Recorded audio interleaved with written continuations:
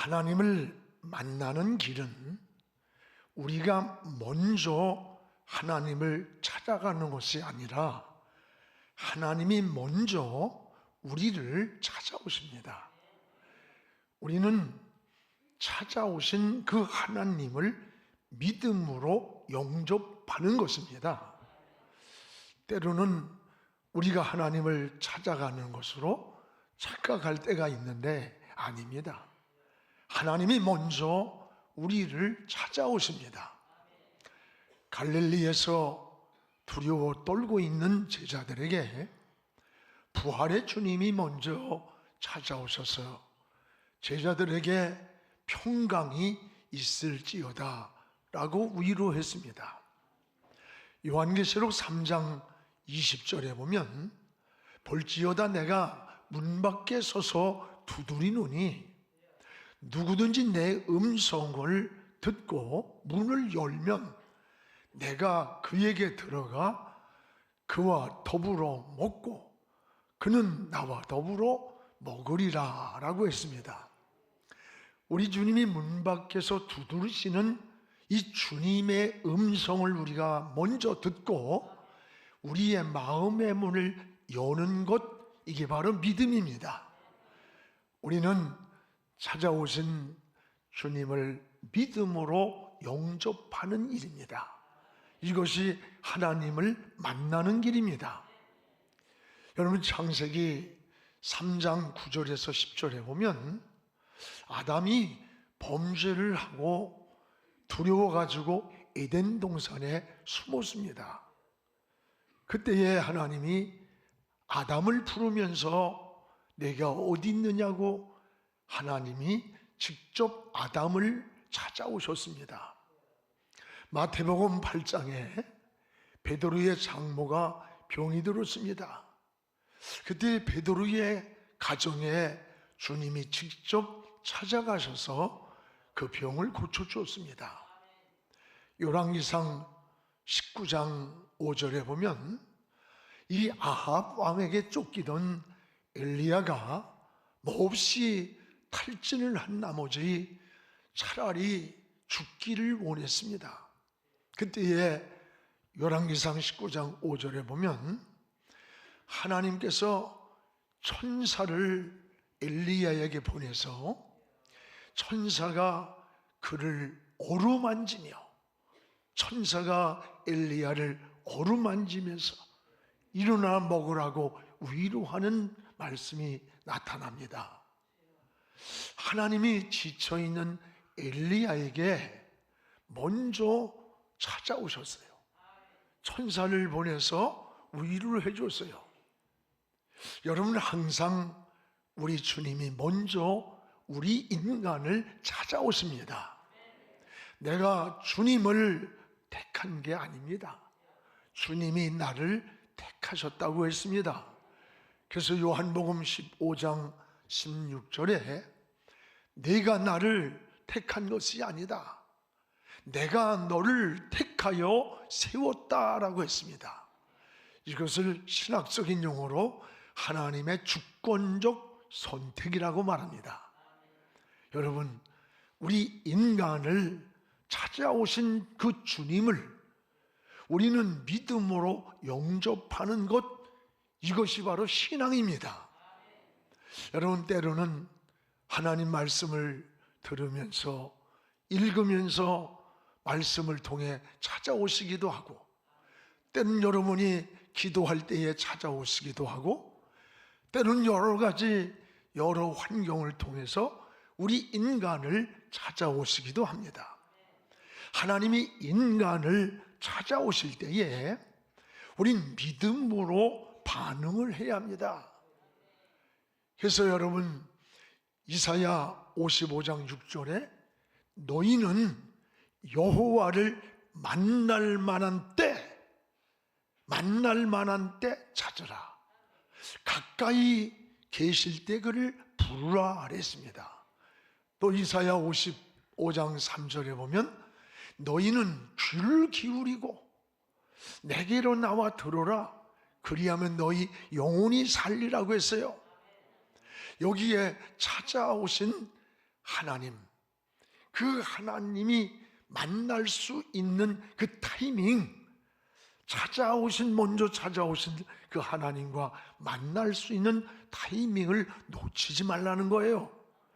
또 하나는 하나님이 우리를 부르시는 그 음성을 듣고 어떻게 반응하느냐가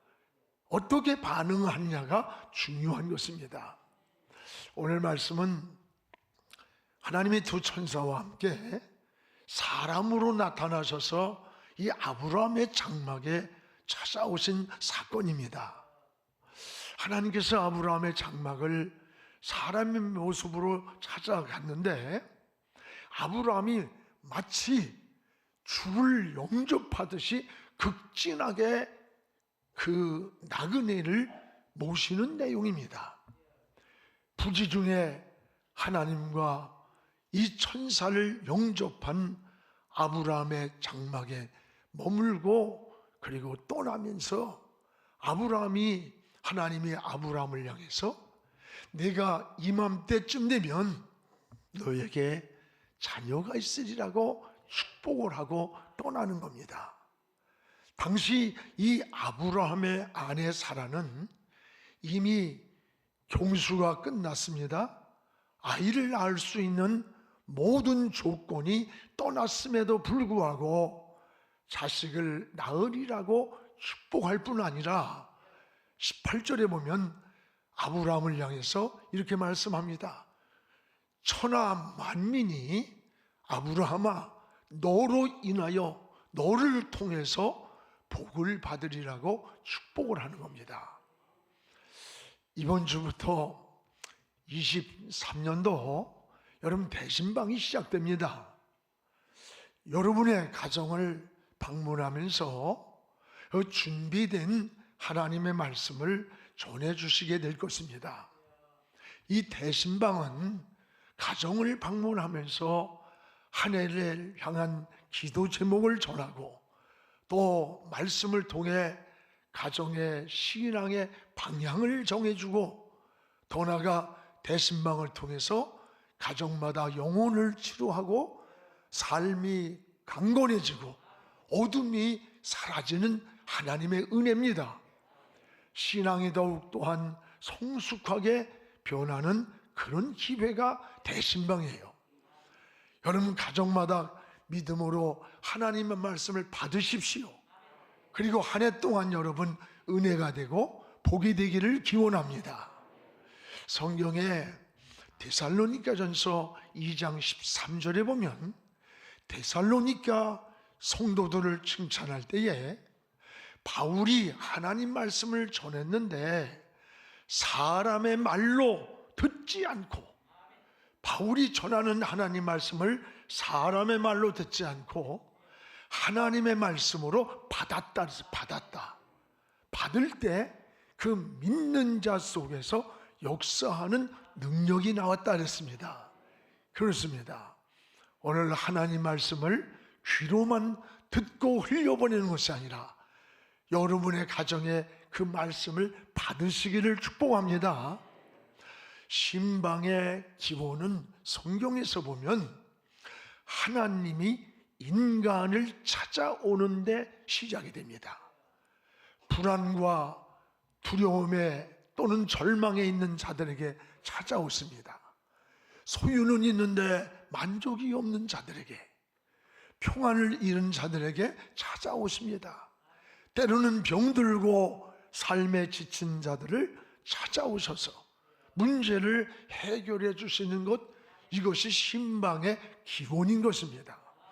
오늘 말씀 전한 대로 아담을 찾아오시고 저 병든 베드로의 가정을 찾아오시고 또 삶에 공허하고 외로운 저 삭개오를 주님이 내려오라고 너희 집에 유하겠다고 찾아오시는 거예요. 오늘 말씀은 이 소돔과 고모라가 인류 최초의 이 동성애의 시작점입니다. 이 동성애를 요구하면서 소돔과 고모라에 찾아온 거예요. 이것을 아시고 하나님이 심판하기 전에 두 천사와 함께 사람으로 나타나셔서 아브라함의 장막을 찾아오시는 그런 말씀입니다. 오늘 말씀은 소돔과 이 아브라함은 부지 중에 아브라함의 가정에 찾아온 이 나그네를 영접을 하는 거예요. 근데 부지 중에 찾아온 하나님을 영접했다고 하는 사건이에요. 나그네인 줄 알고 사람으로 나타난 하나님과 천사를 대접했는데 그 나그네인 줄 알았던 그가 하나님과 천사들이었습니다. 오늘 2절을 우리 같이 한번 읽겠습니다. 눈을 들어 본즉 사람 셋이 맞은편에 서 있는지라. 그가 그들을 보자 곧 장막문에서 달려나가 영접하여 몸을 땅에 굽혀. 오늘 여기 여러분, 이 말씀을 통해서 우리가 깨닫게 됩니다. 우리의 신앙생활을 다시 한번 생각해 보게 됩니다. 여기에 하나님의 말씀을 찾아오시는 아브라함은 찾아온 나그네를 극진하게 모셨는데 이들은 나그네가 아니라 하나님이 보낸 천사들이었습니다. 여러분, 놀라운 일이에요. 그리고 부지 중에 아브라함이 지금 찾아온, 자기 장막에 찾아온 이 나그네를 영접하고 대접을 했는데 이것이 나그네가 아니라 이 소돔성의 심판을 보기 위해 사람으로 나타난 하나님이었습니다. 마태복음 25장에 두 사건이 나옵니다. 예수님이 재림하실 때에 마치 양과 염소를 구별하듯 하면서 양은 우편에 세우고 염소는 좌편에 세우시겠다고 했습니다.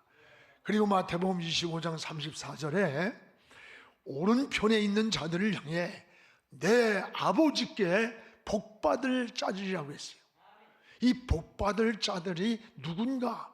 그들의 특징은 뭔가? 오늘 마태복음 25장 35절에서 36절에 보면 내가 줄일 때 먹을 걸 줬다. 목이 마를 때 마시게 해줬고 나그네 되었을 때 영접을 했고 벗었을 때 나에게 옷을 주었고 병들었을 때 날 돌봐줬고 옥에 갇혔을 때 와서 나를 보았느니라. 그러니까 이들이 깜짝 놀라서 주님, 언제 우리가 그렇게 주님을 돌봐드렸습니까? 그때 주님이 하신 말씀이 마태복음 25장 40절에 내 형제 중 지극히 작은 자 한 사람에게 한 것이 곧 나에게 한 것이라. 여러분, 지극히 작은 누군가에게 한 그것이 곧 주님께 한 것이라고 했어요. 또 반대로 41절에 보면 이 왼편에 있는 자들을 향해서 저주를 하는 거예요. 그러면서 마태복음 25장 42절에서 쭉 43절까지 보면 내가 줄일 때 먹을 걸 주지 않았다. 목마를 때 마시게 하지 않았고 내가 벗어서 떨고 있을 때 입혀주지 않았고 병들었을 때 나를 외면했고 내가 감옥에 갇혔을 때 날 버렸다. 그러니까 이들이 뭐래요? 주님, 언제 우리가 주님이 굶고 헐벗고 병들어 있는 그걸 보고 외면하고 공양하지 않았다고 합니까?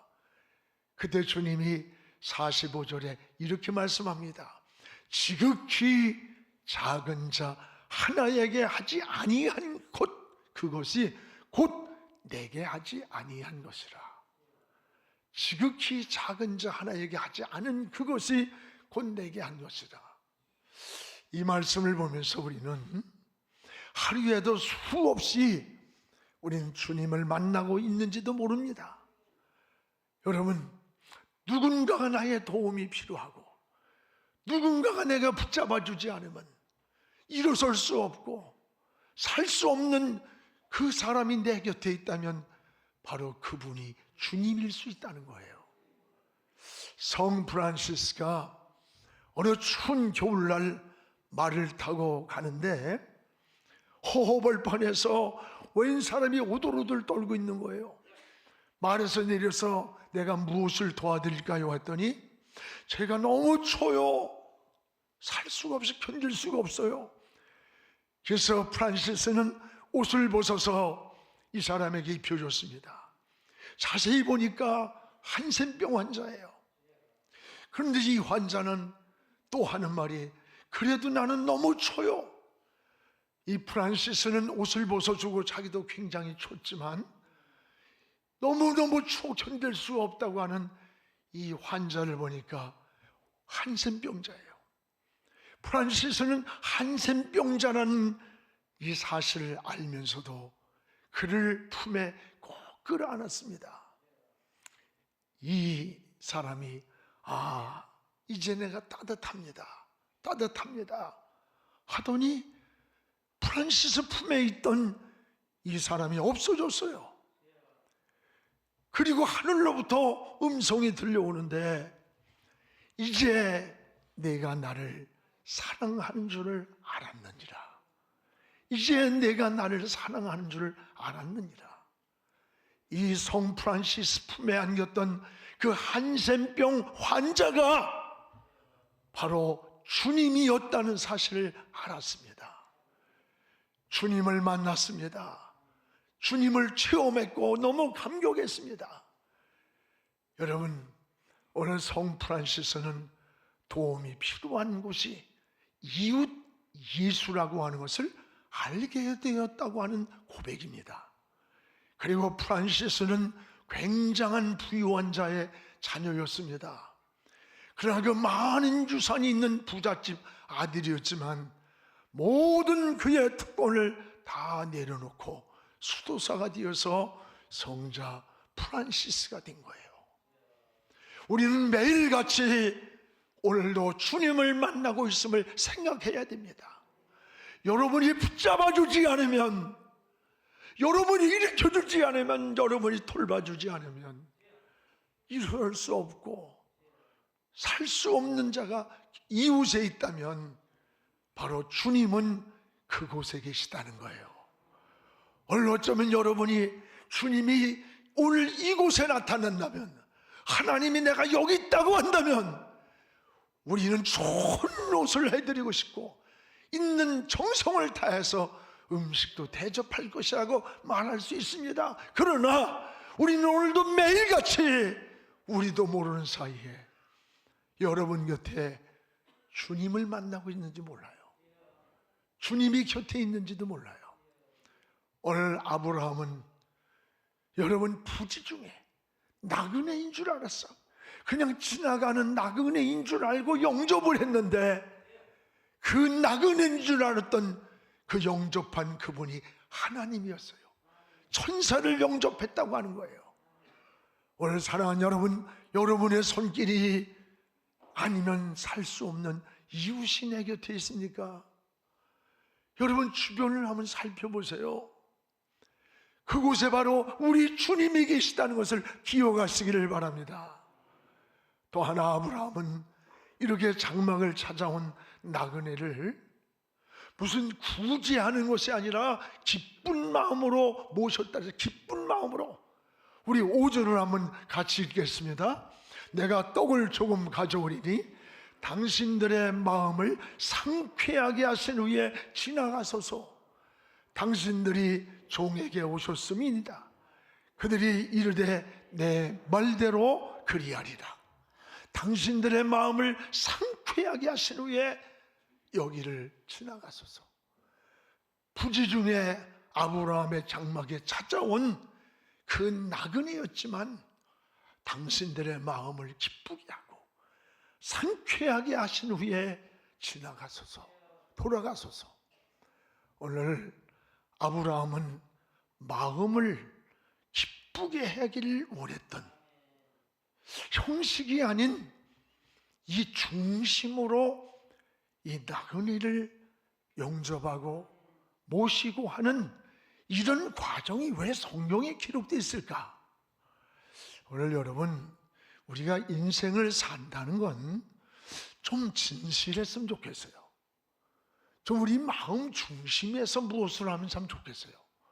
여러분, 부모에게 하는 것도 마찬가지입니다.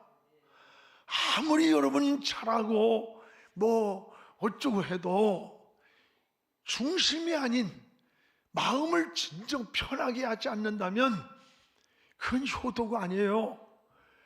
여러분의 부모들이 무슨 그냥 진수성찬 대접받기를 원하고 빚을 내가지고 뭐 좋은 옷을 해주기를 원하는 게 아니야. 그 자식의 마음 중심에서 부모를 생각하고 섬기고 고마워하는 마음을, 그걸 받기를 원하는 거예요. 어느 노부모가 아들 집에 며칠 동안 머물었는데 아주 정성껏 부모를 대접하고 효도를 한다래요. 그래서 자식에게 너무 고맙게 생각을 했는데 이 부부가 하는 소리를 듣게 되고 큰 충격을 받게 된 거예요. 이 부모들이 연세를 잡수면 귀가 조금 좀 어두운 것도 그 은혜가 되었어. 너무 밝어도 안 되겠더라고. 이 젊은 자식들이 저 노인네들 왜 빨리 안 가는 거야? 재산 상속을 주려면 빨리 해주든지 뜸만 들이고 있어. 열받게 하네. 이 소리를 그 부모들이 들은 거예요. 그리고는 그 말을 듣는 순간에 너무 마음에 상처가 되고 그의 마음에서 지워지질 않는 거예요. 너무 괘씸하고 그는 모든 재산을 변호사에게 공증을 했습니다. 그리고는 사회복지재단의 단체에 사후 기증을 해버렸어요. 그리고 그분들이 하는 고백이에요. 눈물을 흘리면서 자식에 대한 그 말 한마디, 마음에 없는 부모를 짐스러워 하면서 그 유산이나 노리고 있는 그 자식의 모습이 너무나 마음에 상처가 됐던 거예요. 여러분, 우리가 하나님을 섬기는 것도 마찬가지예요. 오늘 기쁨으로 하나님을 섬긴다는 거예요. 그래서 시편 37편 4절에 이런 말씀이 있어요. 여호와를 기뻐하라. 하나님을 기쁘게 해드리라. 그리하면 내 마음의 소원을 이루어 주시리라 했습니다. 내가 하나님이 무엇을 기뻐할까? 어떻게 하면 하나님의 마음을 기쁘게 해드릴까라고 하는 마음, 내가 어떻게 하면 부모의 마음을 편하고 기쁘게 해드릴 수 있을까? 이런 마음이 효도인 것처럼 하나님을 섬기는 것도 똑같은 거예요. 하나님께 무엇을 했느냐보다, 무엇을 들었느냐보다 더 중요한 게 뭡니까? 어떤 마음으로 하나님을 섬기고 있느냐가 더 중요하다는 거예요. 우리 마음이 중요한 거예요. 마음이. 여러분, 기도를 드려도 중심으로 하나님께 드리기를 원하고, 봉사를 해도 중심으로 하나님께 봉사하고, 예배를 드려도 중심으로 드리고, 헌금을 드려도 중심으로 드리는 거예요. 양이 아니라 질입니다. 최다가 아니라 최선이에요. 여러분, 중심으로 하나님을 섬기기를 주의 이름으로 축복을 합니다. 사랑하는 여러분, 우리의 신앙을 다시 한번 돌아보시기를 바랍니다. 아브라함의 부부가 오늘 나그네를 영접을 하는데 얼마나 그 중심으로 영접하고 있는가를 잘 보여줍니다. 5절에 이런 말씀이 나와요. 마음을 편하게 해주려고, 마음을 상쾌하게 한 후에 가소서. 7절에 가면 아브라함과 그의 아내 사라가 가장 좋은 송아지를 잡아서 그 나그네를 대접하기 위해서 분주하게 움직이는 모습이 나와요. 아브라함도 지금 지극히 모시고 있는 이 나그네가 여러분, 하나님이셨다, 천사들이었다는 걸 알고 한 게 아니에요. 모르고 하는 걸 모르고 부지중의한 그 중심이 하나님이 받으신 것이고 그것이 은혜고 그게 축복이었다는 거예요. 지금 사랑하는 여러분, 여러분도 모르는 사이에 우린 주님을 기쁘게 해드릴 수도 있고 반면에 슬프게 해드리는 일을 하고 있을 수도 있음을 기억하시기 바랍니다. 오늘 사랑하는 여러분, 하나님이 아브라함의 가정을 찾아오셨습니다. 여러분, 이번 대신방도 주님을 영접하는 마음으로 여러분의 가정에 설레이고 사모하면서 준비하시기 바랍니다. 아브라함의 장막에 찾아오신 하나님께서 여러분의 가정마다 찾아오시기를 축복합니다.